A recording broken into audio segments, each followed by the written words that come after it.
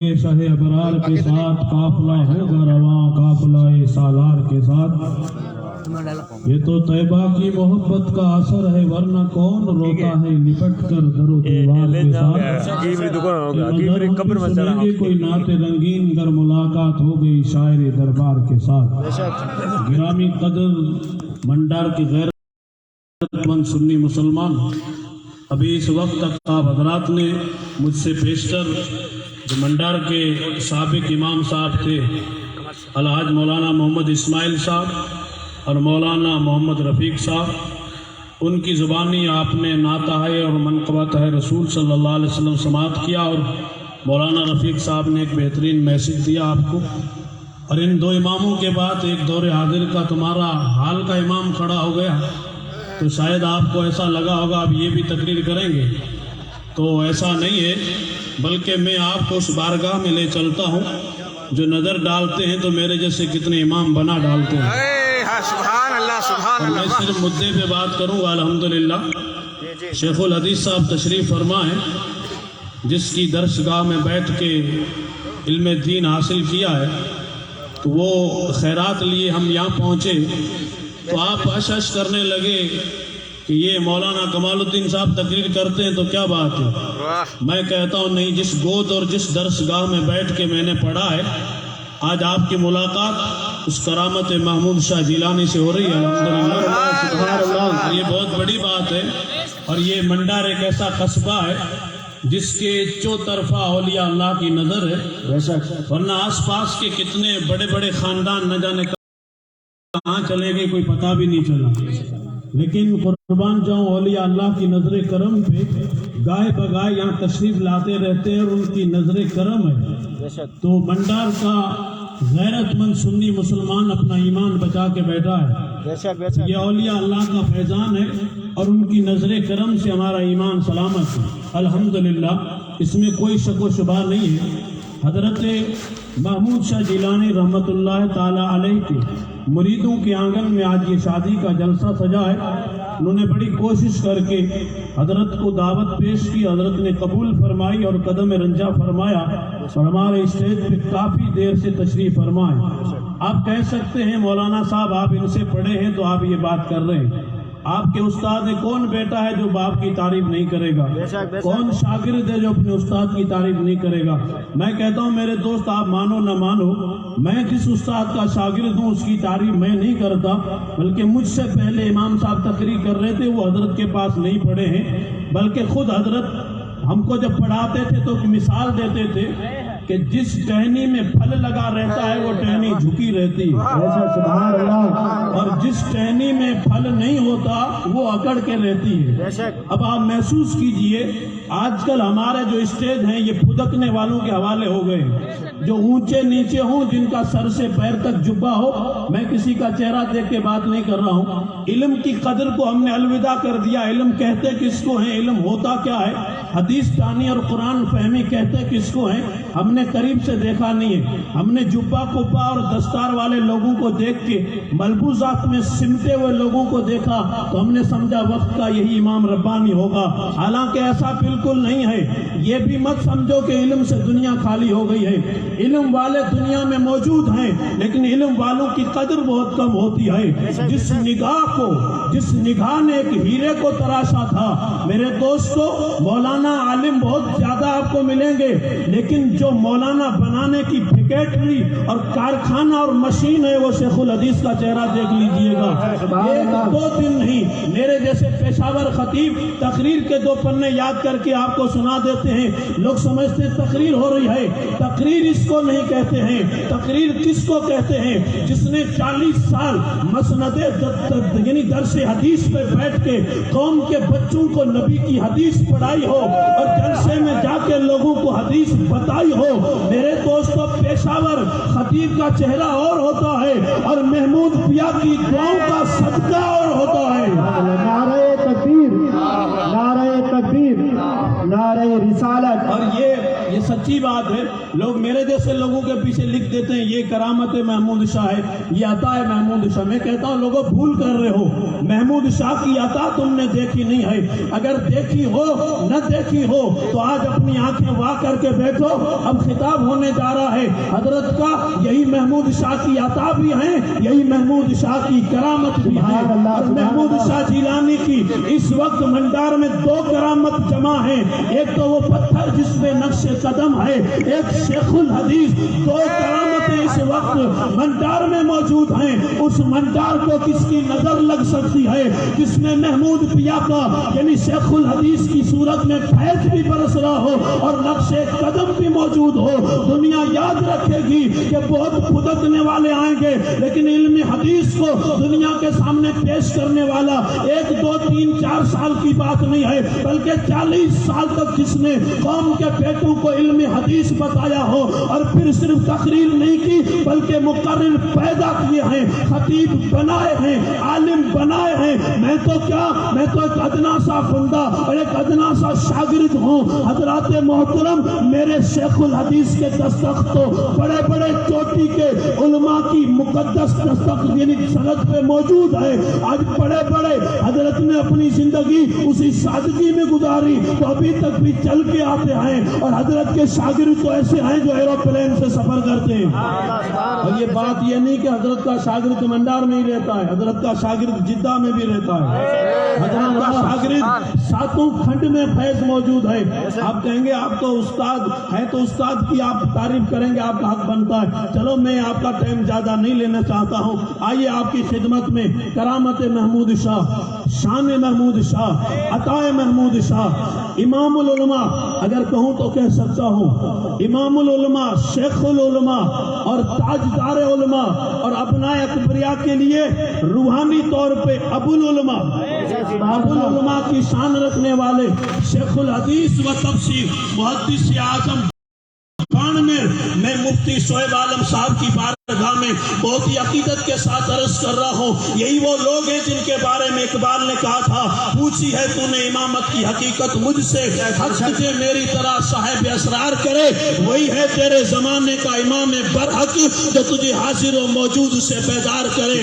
موت کے آئینے میں دکھا کر رخے دوست زندگی تیرے لیے دشوار کرے. فقر کی سان چڑھا کر تجھے تلوار کرے. اور فتنہ ملت پیدا ہے امامت اس کی جو مسلمان کو سلاطین کا پرستار کرے. حضرات محترم, اب شیخ الحدیث آپ کے قریب ہونا چاہتے ہیں. یہ کون ہے؟ اقبال کہتا ہے اے طائر لاہوتی اس رزق سے موت اچھی, اے طائر لاہوتی اس رزق سے موت اچھی جس رزق سے آتی ہو پرواز میں کوتاہی. اور جب عشق سکھاتا ہے آداب خود آگاہی, جب عشق سکھاتا ہے آداب خود آگاہی, غلاموں پر کھلتے ہیں اسرار شہنشاہی. اور ہمیں کرنی ہے شہنشاہ بتا کی رضا جوئی. وہ ہو گئے اپنے تو رحمت پروردگار اپنی. ناروں کی گونج میں اپنے شیخ کا استقبال کیجئے. نعرہ تکبیر, نعرہ تکبیر, نعرہ رسالت, نعرہ رسالت. جشن شادی, جشن شادی, عطا محمود شاہ جیلانی, کرامت محمود شاہ جیلانی. تھوڑا یہ سمجھ آڈو مت بے تھوڑے مت موبائل آڈو مت بے پر آگے بے تو آگے بے آگے تائے نہیں آ رہا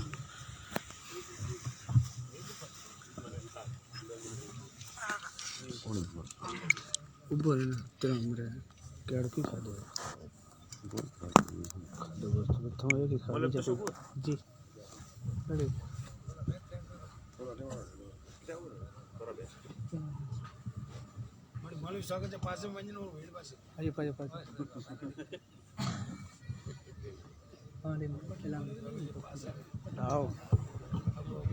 برابر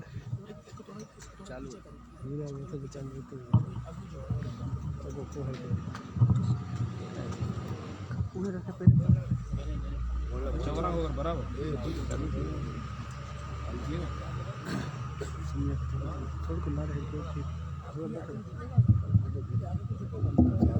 بیٹھو بیٹھو اور موبائل پڑھو تو منٹا کری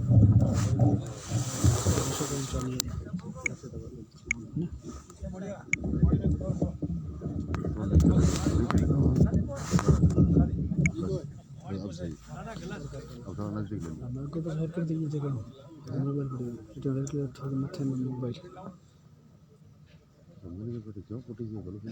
پسا کے راستے میں جاؤ کئی راستے میں جاؤ پسا گاڑی لے جاؤ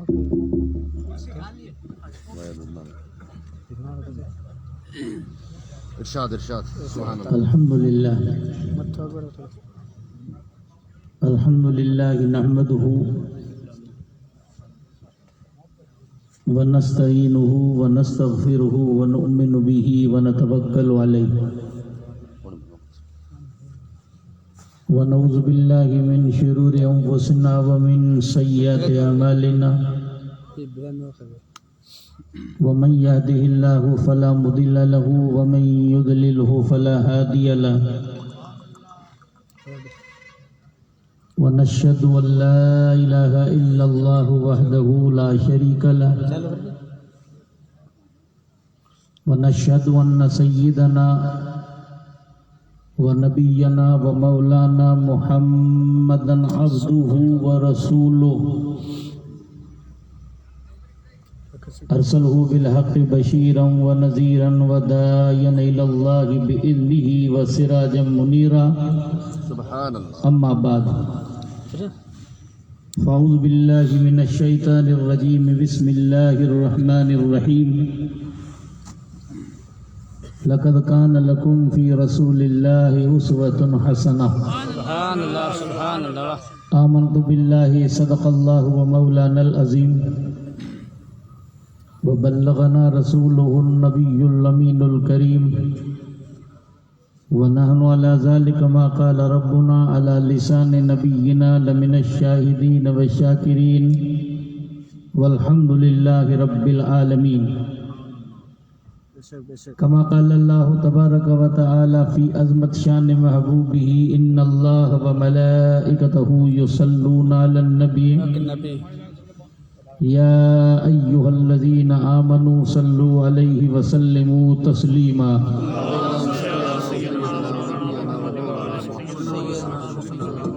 اللهم صل على سيدنا نبينا مولانا محمد طب القلوب ودوائها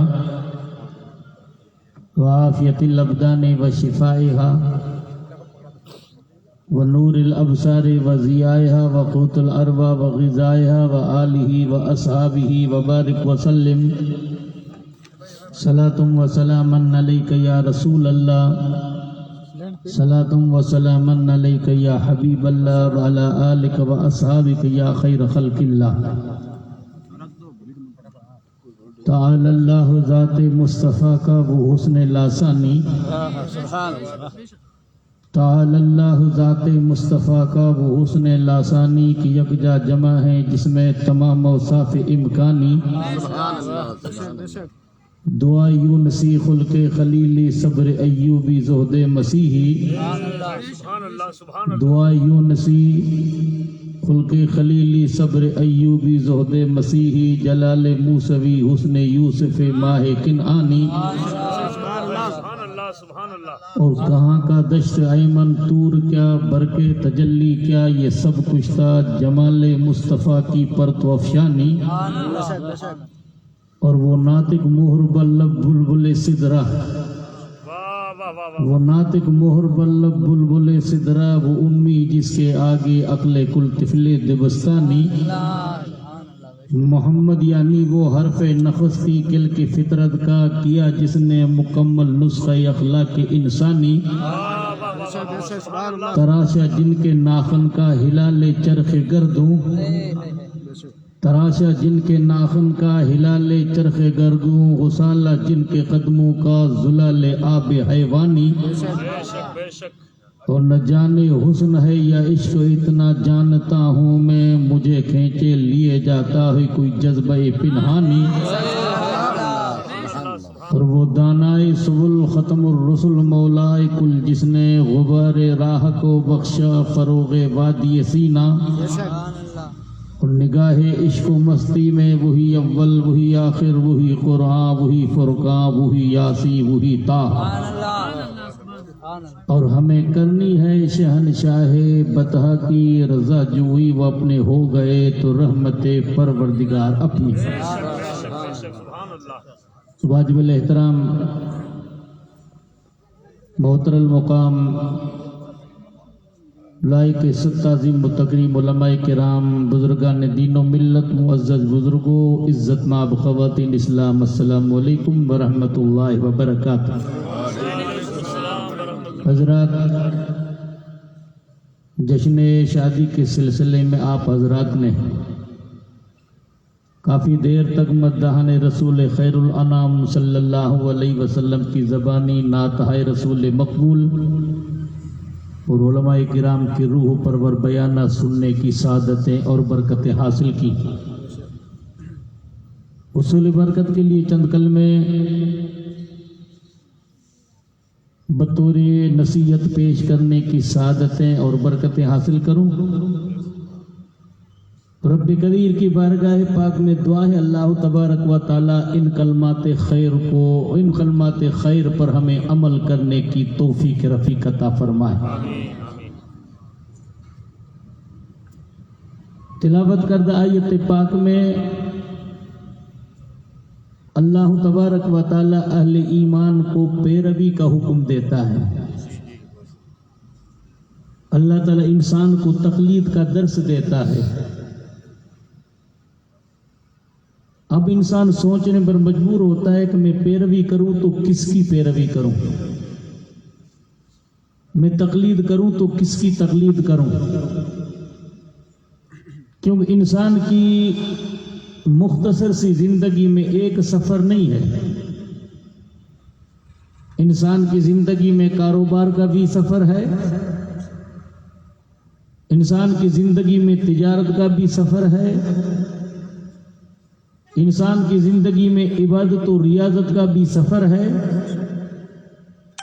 انسان کی زندگی میں باپ بن کر اولاد سے محبت سے پیش آنے کا بھی سفر ہے، انسان کی زندگی میں بھائی بن کر بھائیوں سے الفت و محبت سے پیش آنے کا بھی سفر ہے، انسان کی مختصر سی زندگی میں شوہر بن کر اپنے اخلاق سے، اپنے اہل سے اخلاق و محبت سے پیش آنے کا بھی سفر ہے۔ کیونکہ اسلام کا دامن تنگ نہیں ہے، اسلام کے دامن کے اندر قدرت نے وسعت رکھی ہے۔ مذہب اسلام یہ کہتا ہے کہ تجارت کرو، تجارت کرنا تمہارے پیغمبر کی سنت ہے۔ آقا دو جہاں صلی اللہ علیہ وسلم ارشاد فرماتے تاجر الصدوق الامین مع النبیین والشہداء یوم القیامہ۔ آپ فرماتے سچا تاجر قیامت میں انبیاء اور شہیدوں کے ساتھ ہوگا۔ تمہارے پیغمبر نے 4 سال تک تجارت کی ہے، حضور کے صحابہ نے تجارت کی ہے۔ اللہ تعالیٰ قرآن میں ان بندوں کا ذکر کرتا رجال لا تلہیہم تجارت ولا بیع عن ذکر اللہ واقام الصلاۃ وایتاء الزکوٰۃ۔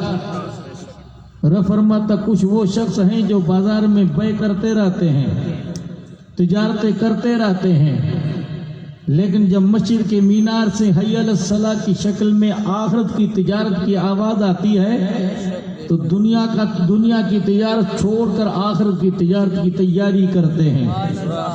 ان بندوں کا ذکر مولا قرآن میں یوں بیان کرتا ہے یا ایھا الذین آمنوا هل ادلکم علی تجارۃ تنجیکم من عذاب علیم۔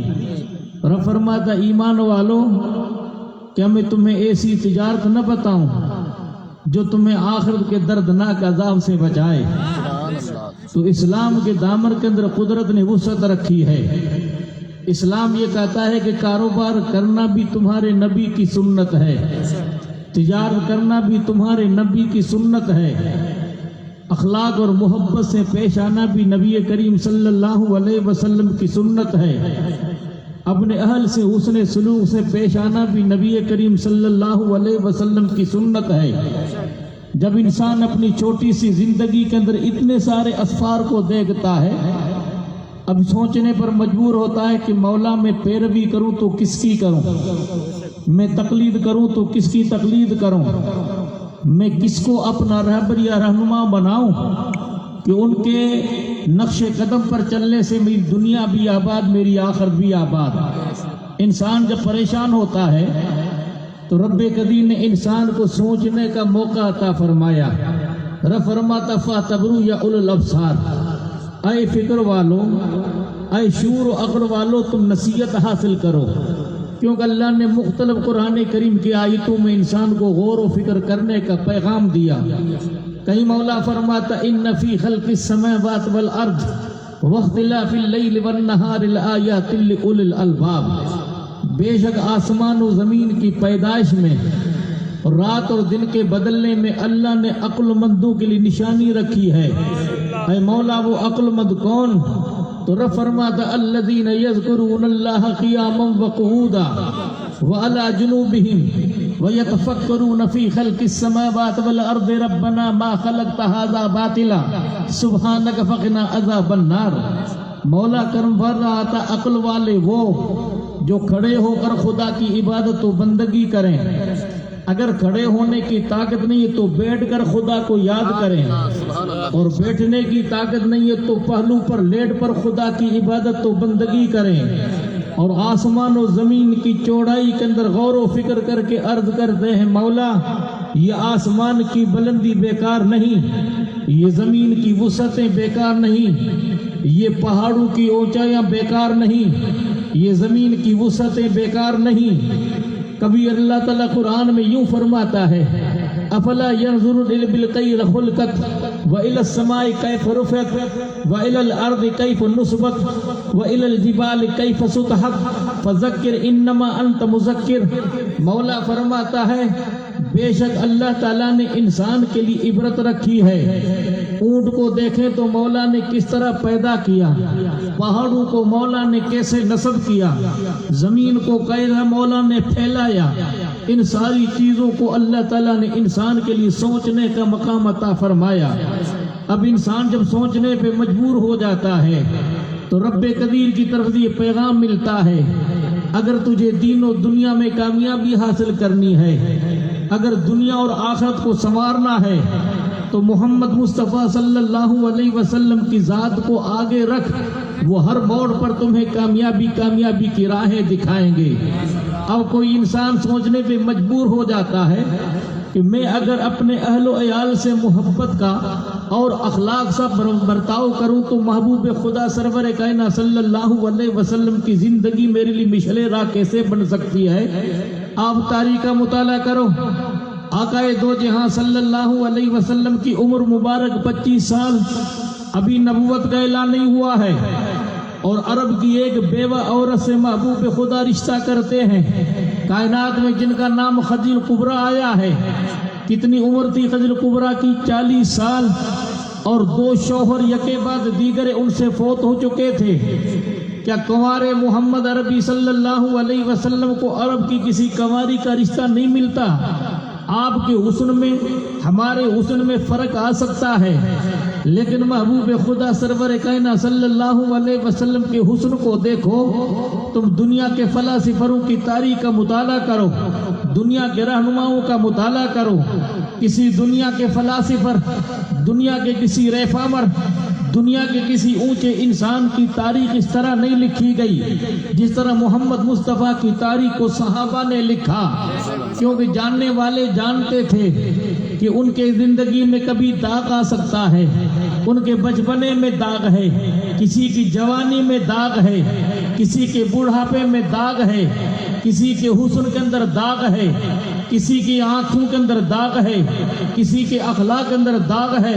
لیکن قربان جائے محمد مصطفیٰ کی ذات پر، آقا دو جہاں صلی اللہ علیہ وسلم کی ذات ایسی ذات تھی، صحابہ کرام نے ہر ادا کو لکھا. ان کا بچپنا بھی بے داغ ہے، ان کی جوانی بھی داغ سے خالی ہے، ان کا بڑھاپا بھی داغ سے خالی ہے، ان کا بچپنا بھی بے مثال، ان کی جوانی بھی بے مثال، ان کی بڑھاپے کی منزل بھی بے مثال، ان کا شباب بھی بے مثال، ان کا چہرہ بددہا والا بے مثال، ان کی آنکھیں ما زاغ البصر وما طغی والی بے مثال، ان کا چہرہ بددہا والا بے مثال، ان کا سینہ علم نشرہ والا بے مثال، ہاں ہاں ان کا بچپنا بے مثال، ان کی رفتار بے مثال، ان کی گفتار بے مثال، ان کی صبح بے مثال، ان کا شام بے مثال، ان کی ہر ادا بے مثال۔ ہمارا ایمان ہے کائنات میں نبی آئے حضرت آدم سے عیسیٰ تک کوئی ایک معجزہ لے کر آئے، کوئی 2 معجزہ لے کر آئے، کوئی 3 معجزہ لے کر آئے، لیکن آقائے دو جہاں صلی اللہ علیہ وسلم کی ذات وہ ہے جو ایک معجزہ نہیں سراپا معجزہ بن کر آئے۔ رب فرماتا ایھا الناس قد جاءکم برہان من ربکم وانزلنا الیکم نورا مبینا، اے لوگوں میری طرف سے ایک برہان آیا۔ اے مولا برہان کس کو کہتے ہیں؟ کہ برہان اس کو کہتے ہیں جس کی ادا سے تمہیں خدا کی محبت یاد آ جائے۔ ہمارا عقیدہ کہ خدا خدا ہے، مصطفیٰ مصطفیٰ ہے۔ میں مانتا ہوں عقل والو میرا محمد خدا نہیں، مگر دلوں پہ نقش کر لو وہ خدا سے جدا نہیں۔ اب خدا کی ذات کا منظر دیکھنا ہے تو محمد مصطفیٰ کو دیکھو۔ شاعر کہتا محمد وہ سر وحدت ہے، کوئی رمز ان کی کیا جانے، شریعت میں بندہ حقیقت میں خدا جانے۔ کہ خدا کی ذات کا مظہر اگر تمہیں دیکھنا ہے تو مصطفیٰ کو دیکھو۔ کوئی شاعر یوں بیان کرتا ہے نشان بے نشاں بن کر، زبان بے زباں بن کر، آئے جہاں میں حسن مطلق کی ادا بن کر۔ حسن مطلق کی ادا ہے تو محمد مصطفیٰ کی ذات ہے، بے زباں کی کوئی شان ہے تو مصطفیٰ کی ذات ہے، اللہ کی رحمت کا جلوہ اگر ہے تو مصطفیٰ کی ذات ہے۔ اے مولا تیری عظمتوں کو جانچے کیسے، تیری رحمتوں کو پرکھیں کیسے، تیری شان کو بھانپیں کیسے۔ رب فرماتا هو الذی ارسل رسول بالہدی ودین الحق، رب کو پہچاننا ہے تو مصطفیٰ کو پہچانو۔ کوئی شاعر کیا بیان کرتا ہے خدا کی عظمتیں کیا ہے محمد مصطفیٰ جانے، مقام مصطفیٰ کیا ہے محمد کا خدا جانے۔ سبحان اللہ، نعرہ تکبیر، نعرہ تکبیر، نعرہ رسالت، یا رسول اللہ، عظمت مصطفیٰ، زندہ باد، شان مصطفیٰ، زندہ باد، رفعت مصطفیٰ، زندہ باد۔ 25 سالہ محمد مصطفیٰ صلی اللہ علیہ وسلم کی عمر مبارک کہ آقا دو جہاں صلی اللہ علیہ وسلم 25 سال کی کنوارپن کی عمر میں کوئی عرب کی کنواری کا رشتہ نہیں ملتا تھا، اور حسن کیسا تھا۔ امام اہل سنت فرمائیں لم یات نذیر کفی نظر مثل تو نشد پیدا جانا، جگ راج کو تاج تورے سر سو ہے، تجھ کو شہ دو سرا جانا۔ اور کہیں فرماتے سرور کہوں کہ مالک و مولا کہوں تجھے، باغ خلیل کا گل زیبا کہوں تجھے، اللہ رے تیرے حسن کی تابشیں، حیران ہوں میرے شاہ کیا کیا کہوں تجھے۔ آخر میں یہ فرماتے لیکن رضا نے سخن اس پہ ختم کر دیا، خالق کا بندہ خلق کا آقا کہوں تجھے۔ علامہ سعدی رحمت اللہ علیہ فرماتے ہیں ندانم قدامی سخن گویمت کہ والا تری ذات من گویمت، سرکار مجھے پتہ نہیں میں آپ کا وصف کہاں تک بیان کروں، جہاں تک میں بیان کرتا اس سے آپ کی ذات و بلند و بالا ہے۔ پھر فرماتے ترا عز لولاک تم کی بسط، ثنا ہے تو طٰہٰ و یاسی بسط، لولاک لما کی عزت تجھے کافی ہے۔ رب فرماتا لولاک لما خلقت الافلاق، اے حبیب میں تجھے پیدا نہ کرتا تو میں کائنات کو پیدا نہ کرتا۔ یہ کائنات کا حسن ہے تو صدقہ ہے مصطفیٰ کا، آسمان کی بلندی ہے تو صدقہ ہے مصطفیٰ کا، یہ زمین کی وسعت ہے تو صدقہ ہے مصطفیٰ کا، یہ آبشاروں کے ترنم ہے تو صدقہ ہے مصطفیٰ کا، دریا کی طغیانی ہے تو صدقہ ہے مصطفیٰ کا، موجوں کی روانی ہے تو صدقہ ہے مصطفیٰ کا، سب کچھ ہمیں ملا مصطفیٰ کے صدقے۔ کہیں مولا فرماتا لولا کرما ذات الربوبیہ، اے مصطفیٰ اگر میں تجھے پیدا نہ کرتا تو اپنی ربوبیت کو ظاہر نہ کرتا۔ کسی نے پوچھا عاشق ربانی نے مولا کیا معاملہ تھا، تو رب فرماتا کنت کنفن کنزا مخفیا فخلقت الخلق لأعرفا، میں پوشیدہ خزانہ تھا، مجھے کوئی جانتا نہیں تھا، میری عظمتوں کو پہچانتا نہیں تھا، میں نے خلق کو پیدا کہ مولا اس مخلوق کا نام کیا ہے، کہ اس سراپا مخلوق کا نام ہے محمد مصطفیٰ صلی اللہ علیہ وسلم.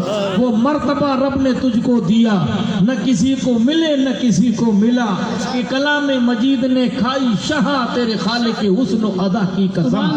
محبوب خدا سرور کائنات صلی اللہ علیہ وسلم کے جلوے کو دیکھو، کہیں مولا فرماتا واللیل محبوب زلف عنبری کی قسم ہے، کہیں مولا فرماتا والضحیٰ مجھے چہرے مصطفیٰ کی قسم ہے. ارے دنیا تعریف کرتی والضحیٰ چاشت کی قسم، دنیا تعریف کرتی ہے لات کی قسم.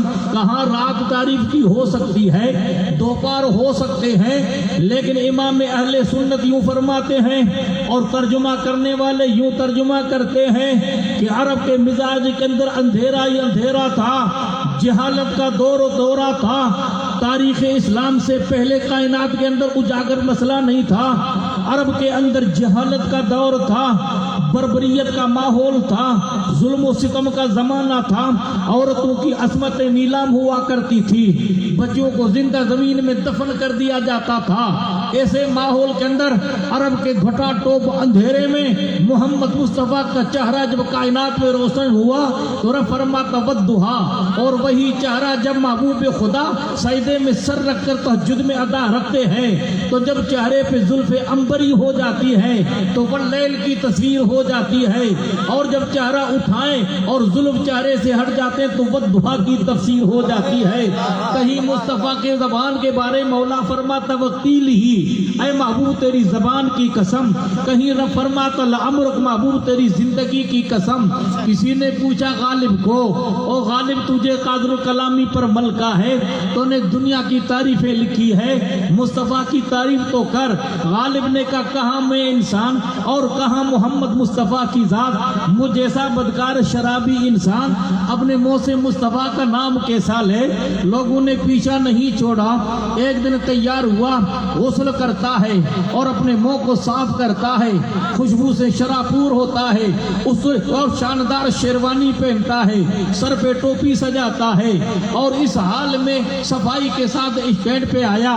اب لوگ مصطفیٰ کے بارے میں تعریف کر رہے تھے، تعریف کرتے کرتے جب ان کا نمبر آیا غالب کا، مرزا غالب نے یہ کہا کہ سوگند ہر کس بخانت کی جا عزیزت، سوگند کردگار بجانے محمد است، کہ ہر انسان اس کی قسم کھاتا ہے جو جس کا پیارا ہوتا ہے. لیکن رب نے مصطفیٰ کی جان کی قسم قرآن میں بیان کی. پھر آگے کیا کہتے ہیں، غالب ثنائے خواجہ بیزدہ گذاشتہ کا ذات پا کر قدر دانے محمد است. اے غالب میں مصطفیٰ کی کیا تعریف کر سکتا ہوں، اے غالب ہم نے تعریف مصطفیٰ کی خدا کو سپرد کر دیے. کیوں کہ محمد مصطفیٰ کی تعریف کی خدا کر سکتا ہے، اور نبی کی عظمت جو مولا جانتا ہمیں کیا پتا. یہ کہہ کر آنسو پا کر اسٹیج سے نیچے اتر جاتا ہے. لوگوں، محبوب خدا سرور کائنات صلی اللہ علیہ وسلم کو رشتہ مل سکتا تھا، شادی کا زمانہ تھا تو محمد مصطفیٰ نے عرب کی ایک بدوا عورت سے رشتہ کیا. علماء موجود ہیں، بڑی ذمہ داری سے عرض کرنا پڑتا. ماحول کیا تھا، اگر بیوہ عورت کے چہرے پہ نظر پڑتی تھی تو دنیا اپنا چہرہ پھیر لیتی تھی، لیکن آقا دو جہاں صلی اللہ علیہ وسلم نے 45 سالہ ایک خاتون بدوا سے رشتہ کر کے امت مسلمہ کو قیامت تک یہ پیغام دیا کہ کسی بیوہ سے رشتہ کرنا یہ نحوست نہیں بلکہ پیغمبر کی سنت. 15 سال گزر جاتے محبوب خدا سرور کائنات صلی اللہ علیہ وسلم کو اعلان نبوت کے لیے. 15 سال گزرے، رسول اللہ کی 40 سال عمر، خدیجہ کبریٰ کی عمر 55 سال. اب 55 سال میں سے 15 سال انہوں نے محبوب خدا کے اعلان نبوت کی نجی زندگی کو دیکھا. ایک انسان کے اخلاق کو، ایک انسان کے باطنی کردار کو اور زیادہ جانتی ہے، یا اس کا خادم زیادہ جانتا ہے یا اس کا شاگرد زیادہ جانتا ہے. میں آپ کو 2 مثالیں پیش کر دوں. بھئی یا تو انسان کا خادم جانے یا انسان کا شاگرد جانے. جیسے ابھی میرے شاگرد میرے بارے میں کچھ الفاظ کہہ رہے تھے نا، اب یہ ان کی حسن نیت تھی، ورنہ من آنم کے من دانم، میں وہ ہوں جو اپنے آپ کو جانتا ہوں. جب تک بکے نہ تھے کوئی پوچھتا نہ تھا، تم نے خرید کر ہمیں انمول بنا دیا. اب رب کی قسم میں کچھ نہیں ہوں، میں محمود کے قدموں کی خاک ہوں۔ جو مجھے دیکھ رہے ہو یہ ان کی نظر عنایت ہے۔ 1975 سے لے کر 1985 تک، بچپنے سے میری جوانی تک انہوں نے اپنے ساتھ رکھا۔ اب میں نے ان کی جلوت کو بھی دیکھا تھا، ان کی خلوت کو بھی دیکھا تھا۔ لوگوں کی جلوت الگ ہوتی ہے، خلوت الگ ہوتی ہے، لیکن رب کی قسم جب میں کھڑا ہوتا تھا بیان کرنے کے لیے تو مجھے پہلے کان میں کہتے تھے بیٹا میری تعریف مت کرنا، نہ یہ اعلان کرنا کہ یہ پیری مریدی کرتے ہیں۔ تو پھر میں نے کہا سرکار پیر کس کو کہتے ہیں؟ تو آپ فرمایا کرتے تھے کہ پیر اس کو کہتے ہیں کہ دنیا اس کی تلاش میں جائے، جو دنیا کی تلاش میں جائے وہ پیر نہیں ہے۔ اس وجہ سے لوگوں کے سامنے میری تعریف مت کرنا، تعریف اس کی جاتی ہے جو تعریف کا محتاج ہو۔ قدر جوہر بشناست جوہری، قدر زرداگری، موتی کی قدر موتی والا جان سکتا ہے۔ ارے انسان کو پتہ کیا کہ موتی کی قدر کیا ہوتی ہے؟ مشک آہت خود بخود قویت، نہ آہت کے عطار بگویت۔ مشک اس کو کہتے ہیں خود بخود مہکے، عطار کو ایڈورٹائز کرنے کی ضرورت نہیں ہے۔ اور کوئی پنجابی شاعر یوں بیان کرتا ہے قدر فلاندہ بلبل جانے صاف دماغاں والی، قدر فلاندہ گرج کی جانے مردے کھاون والی۔ مردے کھانے والی گدھ کو کیا خبر کہ پھولوں کی قدر کیا ہوتی ہے؟ جن کے دل میں خشیت الہی کے جلوے ہوں، جس کے دل میں محمد مصطفیٰ کے محبت کے چراغ ہوں، جس کے دل کے اندر ابو بکر صدیق کی صداقت کے پیغام ہو، جس کے دل کے اندر فاروق اعظم کے عدالت کے جوہر ہوں، جس کے دل کے اندر عثمان غنی کی سخاوت کے کرامتیں ہوں، جس کے دل میں حیدر قرار کی شجاعت کی شان ہو، جس کے دل کے اندر امام عالی مقام کی فقت کی شان ہو، اس انسان کی میں حقیقت کیا بیان کر سکتا ہوں؟ بس میں اتنے الفاظ پہ اپنی گفتگو کو ان پہ ختم کر کے یہ کہتا ہوں کہ فنا کے بعد ہے باقی شان رہبری تیری، خدا کی رحمت و امیر کارواں تم۔ نعرہ تکبیر، نعرہ رسالت، فیضان پیر محمود شاہ جیلانی۔ میں ان باتوں کو آگے بیان اس لیے نہیں کرتا کہ میرے پیر اپنی زندگی میں مجھے منع کرتے تھے، اور کچھ باتیں ایسی تھی انہوں نے یہ کہا کہ میری زندگی میں بیان مت کرنا، میری وفات کے بعد بیان کر دینا۔ اس لیے ہمیں مجبوراً وہ باتیں پیش کرنی پڑتی ہیں۔ اب میں جو ہوں ان کی کرامت ہے میرے پاس، کچھ نہیں ہے میرے پاس، کیونکہ ان کے قدموں کی جوتیوں کو ہم نے سیدھا کیا ہے۔ قصب کمال کنتا عزیز جاں شبی، مٹا دے اپنی ہستی کو اگر کچھ مرتبہ چاہے کہ دانا خاک میں مل کر گلے گلزار ہوتا ہے۔ انسان کو کب بقا ملتی ہے، انسان کو عزت ملتی ہے جب انسان اپنی عزت کو، جب انسان اپنی شان کو خدا کی بارگاہ میں جھکا دیتا ہے تو انسان کو منزل مل جاتی ہے۔ تو میں عرض کر رہا تھا نا، عورت کی جلوت کی زندگی نہیں، خلوت کی زندگی کو، مرد کی جلوت کی خلوت کی زندگی کو عورت سے زیادہ نہیں جان سکتا کوئی۔ اس کا خادم خواہ جان سکتا ہے، اس کا شاگرد جان سکتا۔ آئیے میں نبی کریم صلی اللہ علیہ وسلم کے خادم کی حقیقت آپ کے سامنے سناؤں، میں حضور کے شاگرد کی حقیقت سناؤں، میں حضور کے ازواج مطہرات کا جلوہ آپ کے سامنے سناؤں۔ اعلان نبوت محبوب خدا کرتے 40 سال کے بعد 15 سال خضر کبریٰ رضی اللہ تعالی عنہا نے مصطفیٰ کی نجی زندگی کو پڑھا تھا، اور 15 سال تک انہوں نے محبوب خدا کے اخلاق کو پڑھ کر کیا تأثر پیش کیا۔ اب سیرت کا مطالعہ کرو، امام بخاری کے الفاظ کو پڑھو۔ کیوں؟ ان سے پہلے 2 شوہروں کو دیکھ چکی تھی، اب یہ تیسرے شوہر تھے۔ جب رسول اللہ صلی اللہ علیہ وسلم پہلی وحی قرآن کی شکل میں اقرأ بسم ربک الذی خلق، خلق الانسان من علق، یہ پہلی نور اور پہلی وحی محبوب خدا جب لے کر آئے 5 آیتوں کی شکل میں، ظاہر بات ہے قرآن کی عظمت سے، قرآن کی ہیبت سے مصطفیٰ پر پہلی وحی آئی تھی، سینہ مبارک حرکت کرنے لگا، رفع فرماتا لو انزلنا هذا القرآن على جبل لرأيت خاشعا متصدعا من خشیت اللہ. رب فرماتا اے محبوب اس قرآن کو میں اگر پہاڑوں پہ نازل کرتا تو قرآن کی عظمت سے قرآن کی ہیبت سے پہاڑ بھی ریزہ ریزہ ہو جاتے. اور ایک پہاڑ بوجھ برداشت نہ کر سکے اس نبوت والے بوجھ کو وحی الہی کی بوجھ کو سینے مصطفیٰ میں جمع کرتے ہیں اور پھر امت کو فیض پہنچاتے ہیں. پھر الگ الگ فیض کی ندیاں آپ بہاتے ہیں.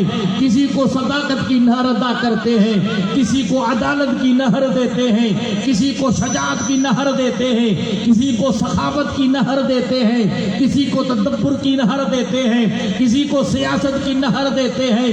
وہی محبوب خدا کا چبوترا تھا, اصحاب صفہ جس پہ پڑھتے تھے وہی درسگاہ مصطفیٰ ہے. اس پر بیٹھ کر معلم کائنات نے کسی کو دنیا کا فی الباشر خالد کی طرح بنایا, کسی کو عدالت کا شہسوار بنایا, کسی کو سخاوت کا بادشاہ بنایا, کسی کو شجاعت کا پہلوان بنایا, کسی کو صداقت کا پیکر و تاجدار بنایا. یہ نگاہ مصطفیٰ تھی. جہاں تاریخ تھا ظلمت کا دھاتا سخت کالا تھا, کوئی پردے سے کیا نکلا کہ گھر گھر اجالا تھا. ایک عرب نے آدمی کا بول بالا کر دیا, خاک ذروں کو ہم دوشے سریا کر دیا. قدرت جو راہ پر اوروں کے ہادی بن گئے, کیا نظر تھی جس نے مردوں کو مسیحا کر دیا. محبوب خدا پہلی وحی لے کر جب خجل کبریٰ کے یہاں پہنچے تو قلب اطور حرکت ہو رہی تھی. آپ نے فرمایا زملونی زملونی, خدیجہ چادر اوڑاؤ چادر اوڑاؤ. چادر اوڑانے کے بعد خدیجہ نے پوچھا کیا مسئلہ ہے؟ کہ اتنا بوجھل کلام مجھ پہ اترا ہے, آگے اللہ ہی بہتر جانتا ہے حال کیا ہوتا ہے. اس وقت میں خجل کبریٰ نے کیا الفاظ کہے کہ 15 سال تک مصطفیٰ کی نجی زندگی کو دیکھ چکی تھی. کہنے لگی کلا واللہ لا یخزی کلا ابدا انک لتصل الرحمہ وتحمل القلہ وتقر الضیفہ وتعین النوائب. کہنے لگی رب کی قسم اللہ ایسی انسان کو کبھی ذلیل نہیں کرے گا. آپ کیسے رب کی بار آپ کس طرح دنیا سے اس طرح ہو سکتے ہیں؟ صلہ رحمی کرنا آپ کا کام ہے, محبت کا پیغام دینا آپ کا کام ہے, اور ضعیفوں کی مدد کرنا آپ کا کام ہے, مذہبی منہ کی دستگیری کرنا آپ کا کام ہے, مہمان نوازی کرنا آپ کی خصلت ہے, حق کے کاموں میں آگے بڑھ کر حصہ لینا آپ کا کام ہے. میرا وجدان یہ کہتا کہ جس کے اندر ایسے جوہر پائے جائیں گے, رب کی قسم اللہ ایسی ہستی کو کبھی رسوا نہیں. یہ تاثر کس کے تھے؟ حضرت خجل کبریٰ کے تھے. ہاں ہم جو آپ باہر جبے کو بے پہن کر جو جلوت کے بادشاہ بنے بیٹھے ہیں, خلوت میں ہمارا کیا ہے, ہماری اور وہ ساری عیب اور ہنر ظاہر کر کے دکھا دیں گی کہ خلوت میں ان کا راز کیا ہے. خلوت میں مصطفیٰ کا حال کیا تھا, آپ کی وفادار بیوی خجل کبریٰ رضی اللہ تعالی عنہا سے پوچھو. پھر حضرت خجل کبریٰ رضی اللہ تعالیٰ نے کی زندگی کے جب آخری دن آئے تو ابھی جنازہ کا حکم نہیں اترا تھا. ابن ہشام اپنی سیرت میں بیان کرتے ہیں حضرت سیدہ طیبہ طاہرہ فاطمہ الزہرا کو آپ نے پیغام دیا جو آپ کی بیٹی تھی. عرض کرتی اگر رسول اللہ کی بارگاہ میں چلے جاؤ, وہ چادر مجھے عطا کر دیں جو مصطفیٰ کے جسم سے لگی ہوئی ہے. حضرت فاطمہ رسول اللہ کو بلا کر آئی. حضرت خجل کبریٰ نے عرض کی یا رسول اللہ مجھے چادر دے جو آپ کے بدن پر لگی. آپ نے فرمایا کیوں؟ فرماتے ہیں اس لیے کہ میرا عقیدہ ہے کہ آپ کے جسم پہ جو چادر لگ چکی ہے جہنم کی آگ اس پہ حرام ہے. امام الانبیاء تاجدار مدینہ کے دل مبارک آپ کا بھر آیا, آنکھوں میں رحمت کے آنسو آئے اور الفاظ کیا لکھے, اے خدیجہ تو مجھ سے چادر مانگتی ہے, لو سالتنی جلدی لآتے تو کا, اگر تو میرے جسم کا ٹکڑا مانگتی تو میں کاٹ کے تجھے دے دیتا. یہ تھے محمد مصطفیٰ صلی اللہ علیہ وسلم کے اخلاق. وفاداروں یہ نبی کا کردار تھا. اب کوئی انسان اگر جلوت اور خلوت کی زندگی گزارنا چاہے تو محمد مصطفیٰ کی سیرت کا مطالعہ کرے. ایک شوہر اپنے گھر میں کس طرح ہونا چاہیے. فرماتے میں اپنے اہل کے لیے بہتر ہوں, تم اپنے اہل کے لیے بہتر ہو. عورت کا کردار اپنے شوہر کے بارے میں کیسا ہونا چاہیے، جیسا خدیجہ کا کردار تھا ایسا کردار عورت کا ہونا چاہیے۔ اس لیے قرآن کا ہن لباس لکم وانتم لباس لہن، وہ تمہارا لباس ہے تم ان کا لباس ہو۔ مذہب اسلام کے اندر طلاق کوئی اچھی چیز نہیں ہے۔ رسول اللہ صلی اللہ علیہ وسلم فرماتے ابغض الحلال عند اللہ طلاق، ارے حلال میں برے میں بری کوئی چیز ہے تو طلاق ہے۔ یہ نبی کریم صلی اللہ علیہ وسلم کا کردار پاک تھا۔ اسی طرح نبی کریم صلی اللہ علیہ وسلم کی دوسری عورت جس کا نام سیدہ عائشہ صدیقہ رضی اللہ تعالی عنہا آیا ہے، میں آپ سے ایک گزارش کر دوں کہ رسول اللہ صلی اللہ علیہ وسلم کی عمر مبارک تھی 25 سال، 40 سال تک محبوب خدا نے ایک بیوہ حضرت خدیجہ کبریٰ رضی اللہ تعالی عنہا سے نکاح کیا، اور 40 سال تک کسی اور عورت سے نکاح نہیں ہوا۔ دنیا کے شیطان جو لکھتے رسول اللہ کے شان کے بارے میں بکواس، سیرت و مصطفیٰ کی پڑھو، 15 سال تک 25 سال سے لے کر 40 سال تک انسان کی جوانی کے جوہر ہوتے ہیں۔ اس وقت میں انسان چاہے تو دوسرا نکاح کر سکتا ہے۔ اب خدیجہ کبریٰ کی وفات کے بعد 58 سال کی ایک بیوہ عورت سودا تھی، اس سے محمد مصطفیٰ رشتہ کرتے ہیں۔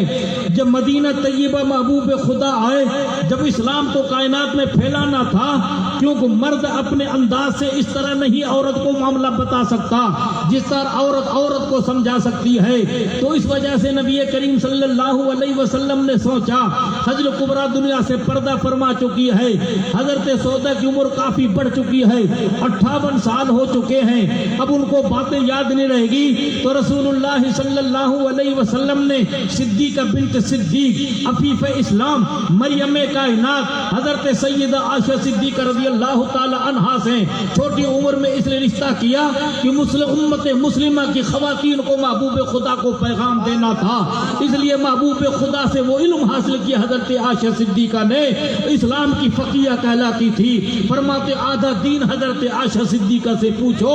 ارے حضور کے بڑے بڑے اصحاب جس میں حضرت ابو بکر بھی موجود ہیں، حضرت عمر بھی موجود ہیں، عثمان غنی بھی موجود ہیں، حیدر کرار جس کو مصطفیٰ مدی علم علی اور بابہا کا جلوہ بتائیں، وہ حضرت محبوب خدا کے چہیتے شاگرد عبداللہ بن مسعود جو محبوب خدا کے وہ شاگرد ہیں، فرماتے قرآن کی کوئی آیت کہاں اتری اس کو میں جانتا ہوں، کیوں اتری اس کو میں جانتا ہوں۔ ایسے ویسے رسول اللہ صلی اللہ علیہ وسلم کے بڑے بڑے اصحاب حضرت عبداللہ بن عباس، حضرت عبداللہ بن عمر، عبداللہ بن مسعود، عبداللہ بن زبیر، عبداللہ بن عمرو بن عاص اور بڑے بڑے تابعی حضرت سیدہ عائشہ صدیقہ کے شاگرد تھے، اور عورتوں نے کتنا دین حضرت عائشہ سے سیکھا۔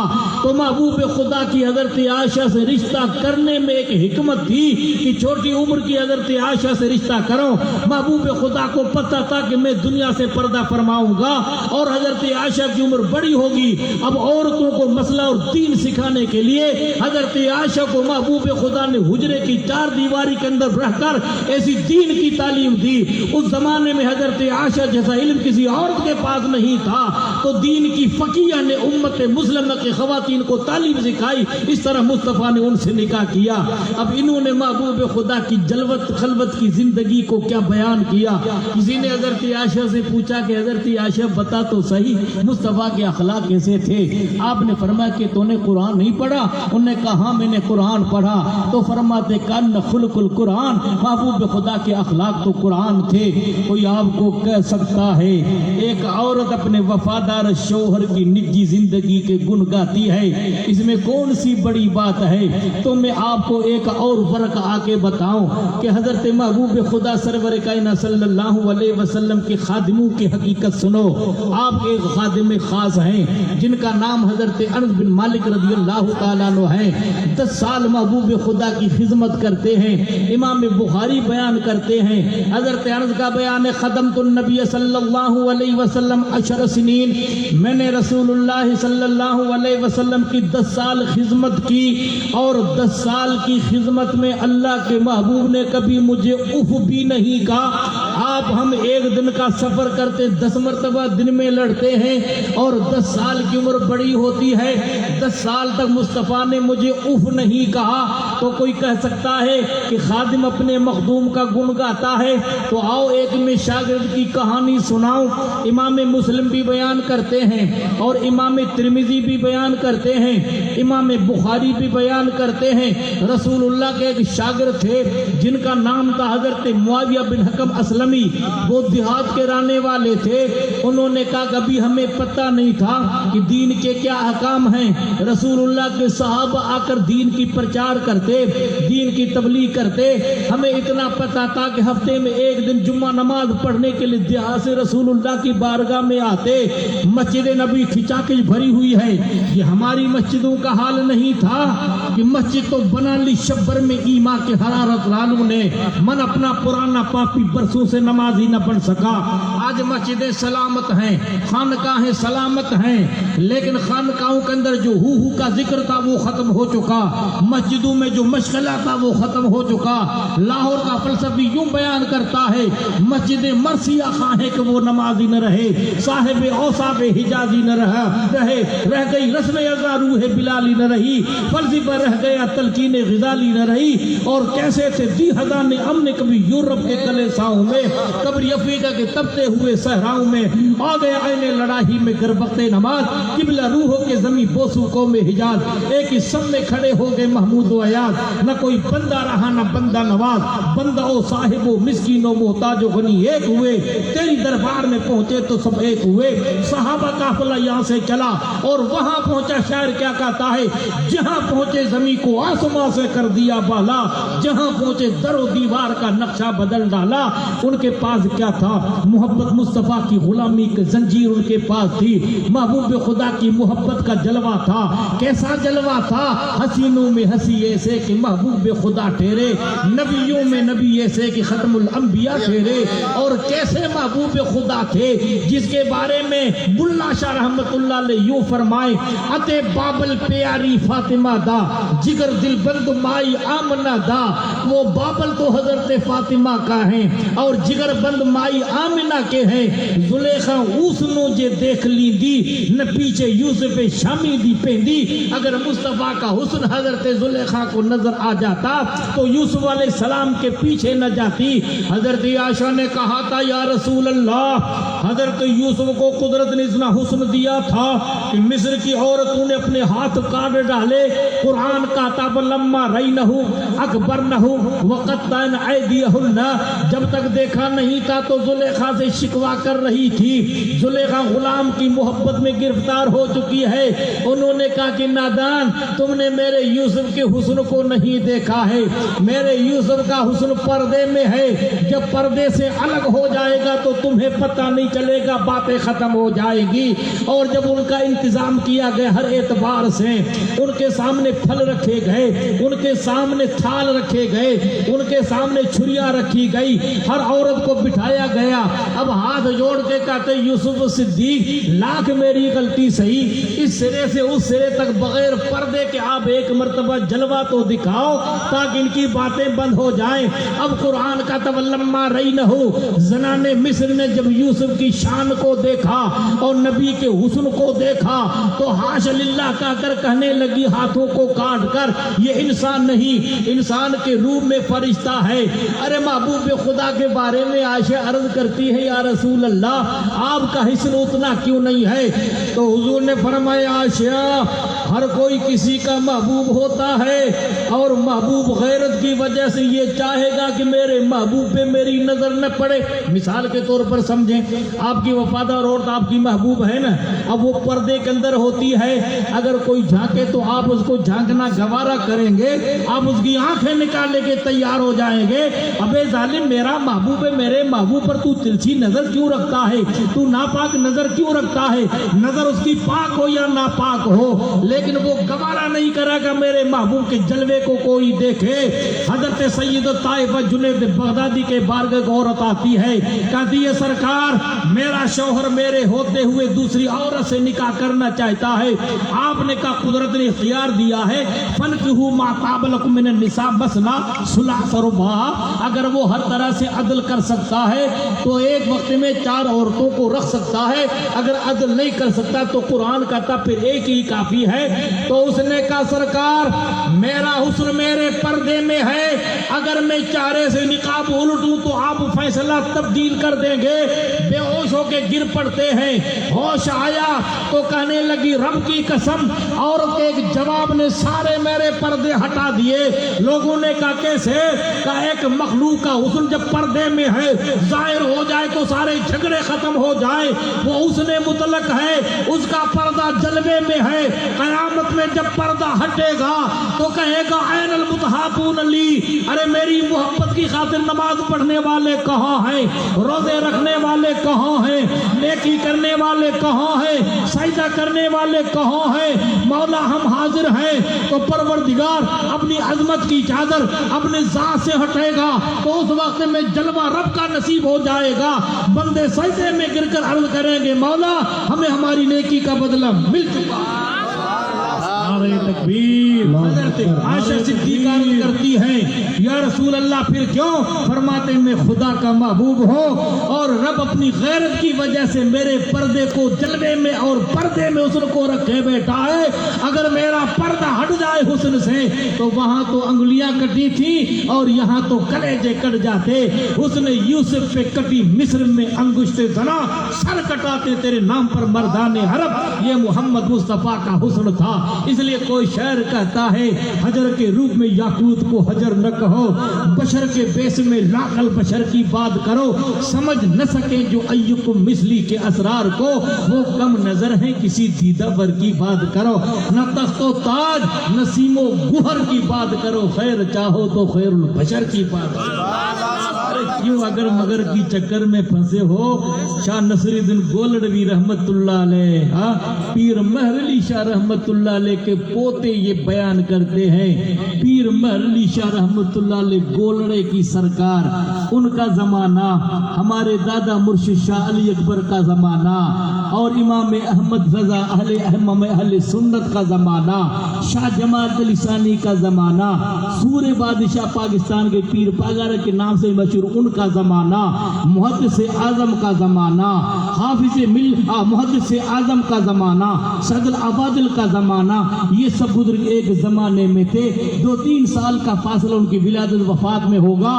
تو میر مہر علی شاہ رحمت اللہ علیہ گولڑا کے جو سردار ہیں ان کے پوتے شاہ نصر گولڑوی یہ بیان کرتے ہیں، حاضر و ناظر نور و بشر کو چھوڑ، شکر کر تیرے عیبوں کو چھپائے ہوئے۔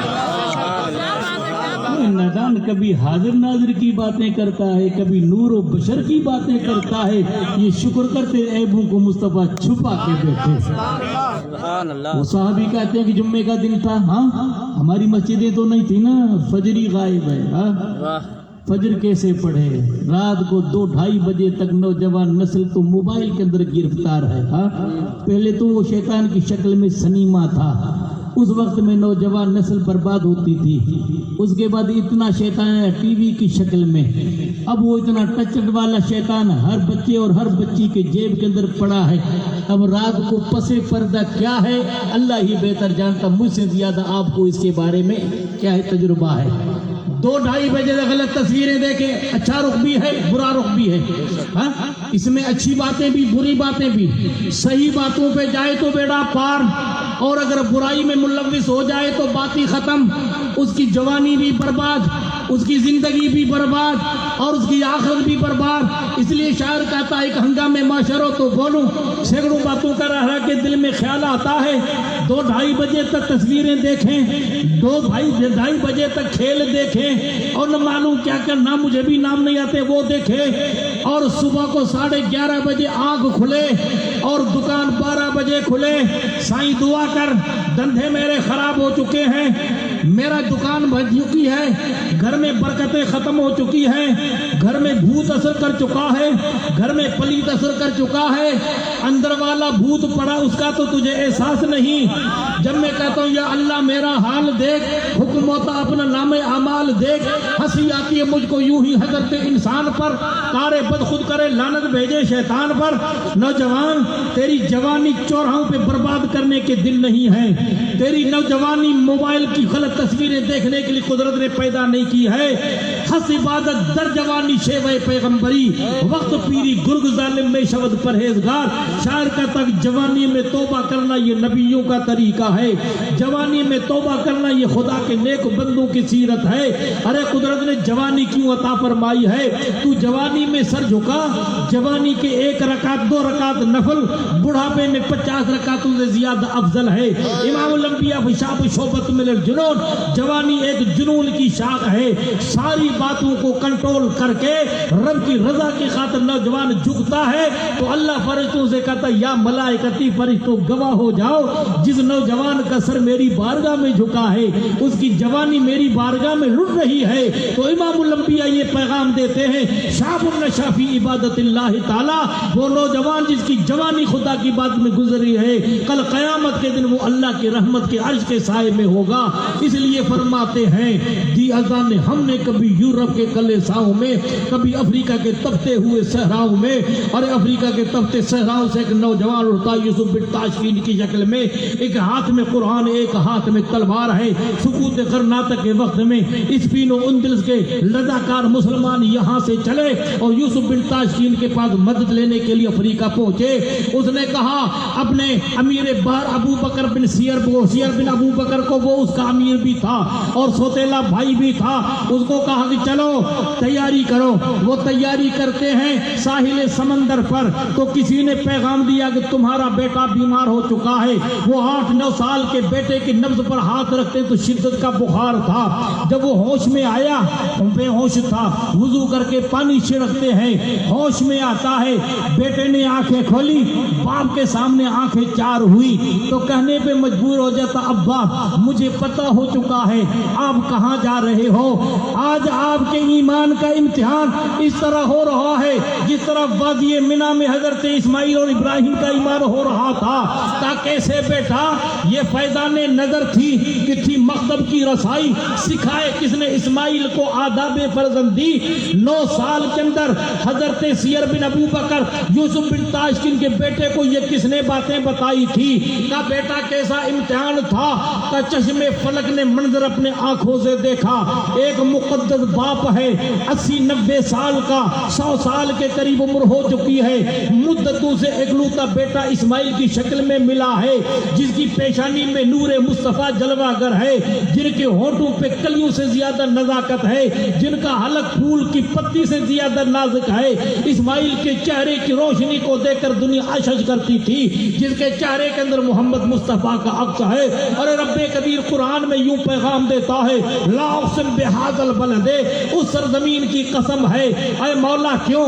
مکے میں مطاف کا نہیں، صفا مروہ کا نہیں، مطاف و منی کا نہیں، چاہے زمزم کا نہیں، مقام ابراہیم کا نہیں، صفا مروہ کا نہیں. انت حل بہذا البلد، میرا محبوب خرام میں ناس مکے کی گلیوں میں چلے اور تلوے پاک مصطفیٰ سرزمین مکے سے ٹچ ہو جائے.